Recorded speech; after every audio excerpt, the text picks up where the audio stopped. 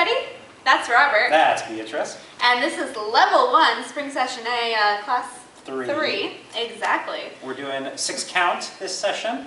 And today we finally got in closed position. Yeah. So we've been doing a lot of fun turns and things in open, and now we got into closed, and we did some fun things in closed and how to get back into open in some different ways. Exactly. So first of all, what is closed position, right? You're next to your partner. Fellows are always on the right side of the lead. Lead on the left. And you're kind of in a V, slight V formation. You don't want to be directly side by side because that'll hurt your shoulder. Yeah. So you're slightly towards your partner. Yeah, you kind of want to lean in. I sort of think of it as like if you pose for a photo, we're both kind of angled forward. If you're both flat like this, whoever is flat is kind of putting strain on their partner. So we both kind of turn in a little bit. Yeah. And then as a lead, if we turn around, I have my arm in sort of Beatrice's middle back area, wherever it's comfortable. Yeah. I try to avoid being up here. I don't want to be too low, and I don't want to wrap too far around. Different approach, but we keep it kind of in the middle here, so that Beatrice has the best chance to tell what's happening.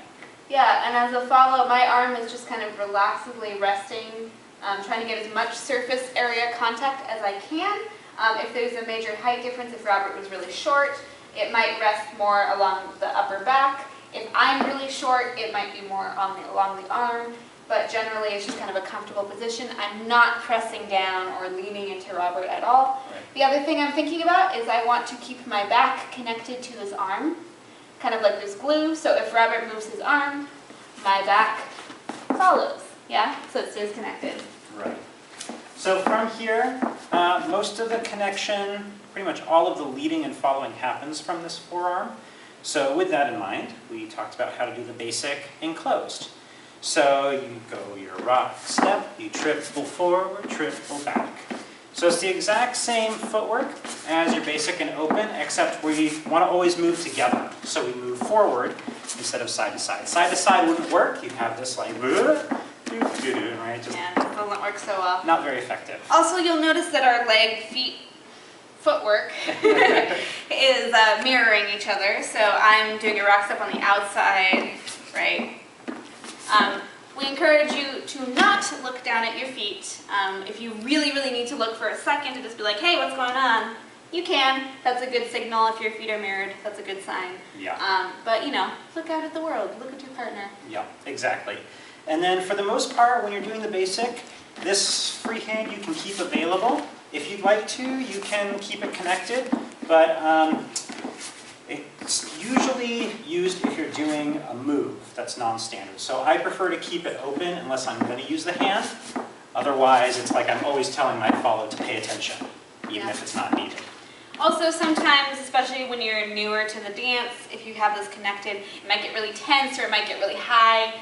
You really want, if you have it connected, you want it to be relaxed. Exactly. Yeah. Exactly. So, out of the basic, one of the more simple ways of getting back into open without any frills is called a send out. It looks like this.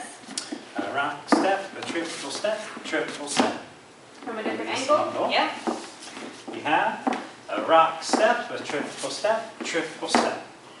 Yeah. So this is a lead move, and basically what I want to do is, on my first triple, I want to travel with Beatrice, but give myself enough space so on the next triple, I can kind of disappear, I can disconnect, but keep my partner moving this way, right? And so, to do that, instead of just immediately disengaging, I'm going to use that first triple to kind of bring my arm. I'm creating some space here. You see this gap between us. But we're still connected, so I'm feeling the signal to go forward. Yeah.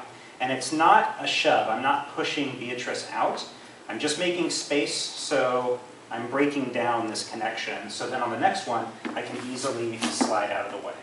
Yeah. And then I think at the end, you just face, right? Yeah. Face each other. So all together, you can see we have a basic.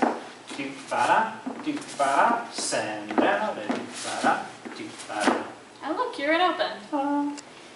We also talked about another way of getting into open, which is a little bit jazzier. And then we talked about an even jazzier thing after that. Exactly. But the first one is called a tuck turn. Tuck turn looks like this, from straight on, a rock step, a triple step, triple step. And from this angle, you have a rock step, a triple step, triple step. So this mechanic, or the main mechanic for this is the same as what was covered in level 2, which is a rotational rock step.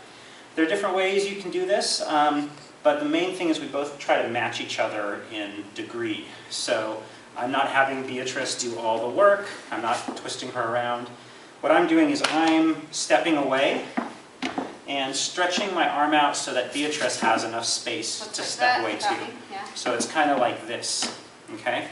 And you can think of it as like a book opening or an accordion. We're both kind of opening to come in, okay? And Yeah, again, using that analogy, if you were to kick a soccer ball, you don't just kick, you prep and then you kick. So the same way, we prep so we can rotate in. Exactly, exactly. And so what makes this a tuck turn is I'm going to use this hand, this is when this hand comes into play, as kind of a way to hit the brakes or a wall. So this way I'm bracing the two of us, and we have all this tension built up from opening and then coming in. And the only way for my partner to go is this way. Yeah. So we're not shoving each other, but there definitely is a little bit of compression happening here. Also, this is a good signal of which direction I'm going to go. You know, if you just point, which you don't do actually when you're dancing, but just, yeah, thinking about it. Yeah. So, Rock, step, triple wall, triple turn. yeah. Good. And then one note for leads is once I kind of line up the way we're going, then I'm just kind of staying attached to my partner. I'm letting Beatrice unturn herself. Ba-da. Our connection is really fingertips. So it's fingertip connection, no grabbing, no yanking, twisting, And I'm not churning, pulling pushing, back. pulling, anything like that. Again, you want to be comfortable and safe when you're dancing. And on that note follows, always make sure that your arm is in front of you, that you can see it. The furthest it should go back is where your peripheral vision is. If you go further than that, you can risk hurting your shoulder. Yeah. And one other thing I will say for leads is even though Beatrice is doing the turning, my other hand on her back still, I can guide a little bit, but I'm not pushing my partner through. It's very kind of controlled. I'm helping my partner stay basically out of danger while we do this. Yeah, but gently controlled. Gently, Yeah. And lastly, we had a kind of a little spicier, fun move that actually takes up 2 6 counts. Mm-hmm. We don't have a name for it, but it looks like this. A rock step, a triple step, a triple step, a rock step, a triple step, triple step. Another way to get into open. Yeah. So let's break that down quickly. So the first part is kind of like the tuck turn, same type of mechanics, except this time you don't have that wall hand. Yeah, no hands. No hands at all. So the first half, a rock step, a triple step, triple step. So this is the same as before. The only difference is, while Beatrice is turning, I'm keeping this hand on my partner's back. So if we angle it this way, you'll see rock step, a triple step, triple step. And then it just slides very nicely right to my elbow. Mm-hmm. And for the sake of comfort, I can turn, any which way, but I think it's best where my arm is straight out from my body, so I can connect to Beatrice. That way, whatever my footwork is, I'm not going to hurt her. If I'm like out here and I do a rock step, I'm probably You could going to bump into me. Yeah. So I keep as far in front of her as I can, and then I do another rotating rock step, a rock step. And then from there, I turn through. But if you want to... Yeah. I was just going to mention that in general, you kind of want your arms away from your body, a little bit breathing room for your armpits, but also because it's easier to catch different points, elbows, hands, get into clothes more easily. If you're getting really string beanie, it's hard to navigate those catches and easier to touch body parts that you don't want touched. Exactly. So just, try to have this kind of like A-frame shape. We talk about Barbie arms, but just any like doll that's frozen, you kind of just want your wrist and elbows available. And that doesn't mean you have to be stiff, but just kind of as long as you're out, then it makes these kinds of moves easier to accomplish. Yeah. So all the way through it looks like this. A rock step, a triple elbow, rock step, triple turn, triple turn.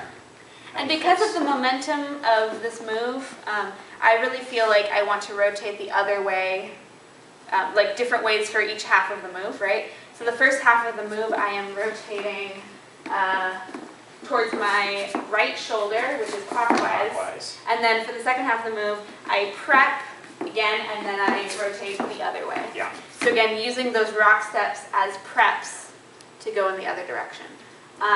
It is possible to rotate other ways, but that's the way that makes the most sense within the momentum of the move and the partnership. Yeah, for leads, if we're here, just think you want to follow this arm. So the rock step is giving Beatrice slack, and then when she turns, I'm just going to follow the arm. Trip, full step, and then reconnect it. And also that following of the arm gives me a little tiny, tiny nudge that gets me going in the right direction as well. Exactly. Let's just show it from the top. A rock step, a triple step, a triple step, a rock step, triple. Was I coming the wrong way? Let's do it again. A rock step, a triple step, a triple step, a rock step, a triple step, triple step.